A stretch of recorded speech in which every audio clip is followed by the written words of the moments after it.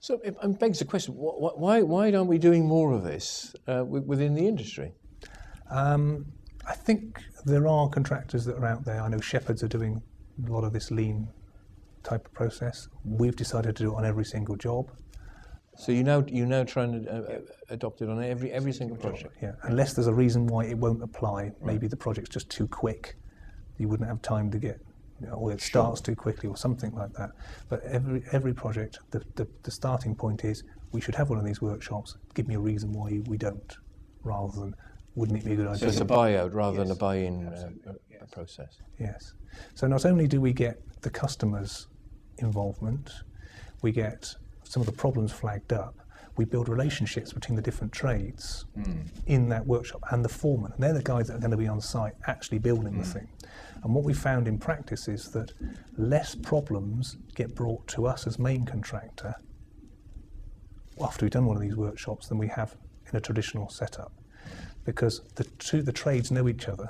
They'll go and sort it out between themselves. The two foremen will actually have a local arrangement that says, I need to get on this area, can you do this, I'll do that. And what we get told is the solution that they've come up with, rather than someone walking up with a day worksheet saying, we're on stop, he's in my way, sort it out, I'll go and sit in the van until you tell me what to do, which is how it happens traditionally.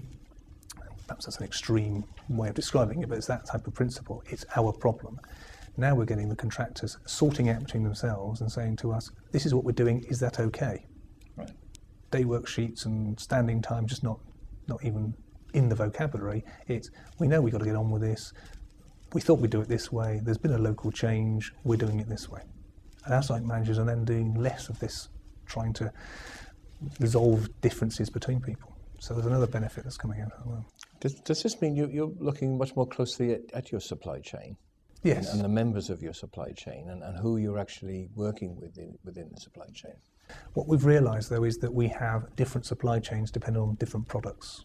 So the supply chain you need to build a supermarket is totally different to the supply chain you need to build affordable housing.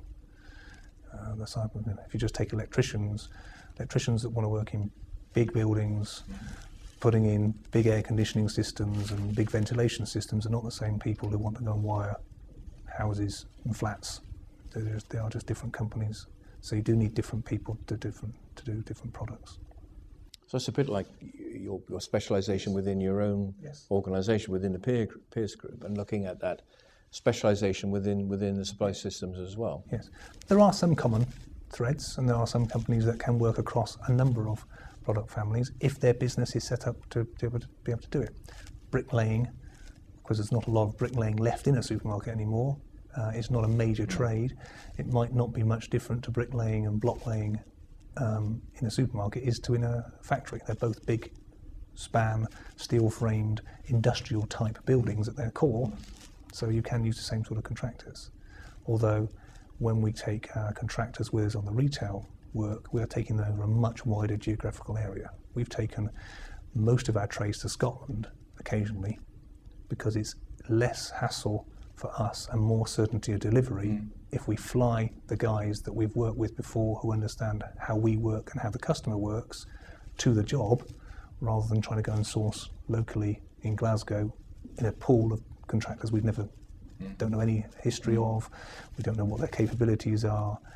It's in terms of security of delivery, it's cheaper to actually fly the guys to the job, which you would never have thought of doing under the traditional way of looking at things. You would have gone bought locally in the market, in the town that you have to be working in.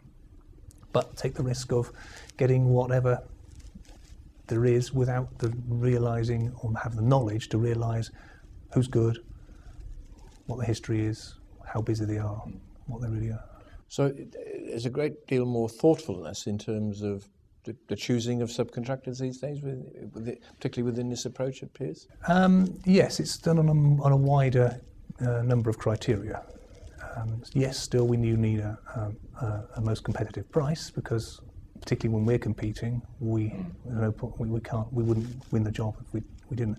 But at the same time, if you're going to give more work to less people, you need to make sure you know more about them as a business, what their capability is. So, for instance, when we sit down with subcontractors now who are on our preferred list, we say to them, how much work do you want from Pearce? Right. if you're a £3 million a year bricklaying subcontractor, do you only want 1 million from Pierce because you don't want to put all your eggs in one basket? Exactly, yes. And if you got 1 million from us, what would you be able to give to us in return? Consistent people, the same foreman, the same gangs, consistent quality, better returns for tenders so that they don't just pick and choose which tenders they send back to us and which ones they don't. We can start talking about rates that are perhaps common, and so that we know what their rate is going to be, so we don't have to ask the question, we don't have to send out the insurance questionnaire every single time, we don't have to send out the health and safety competence questionnaire every time.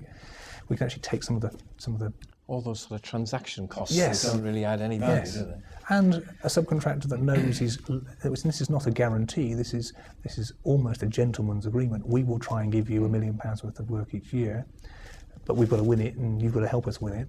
So And you've got to pay, they're playing an important part of winning yes, that work. absolutely. So if you've got that sort of relationship and you have a job that comes in and you think, that's perhaps going to need someone's particular expertise to help us win it, you can call in a subcontractor and say, so explain to me how you tackle this job. What's the edge? How would we do this in a different way than perhaps it's drawn? Yes. Can we change the design? Can we change some of the products?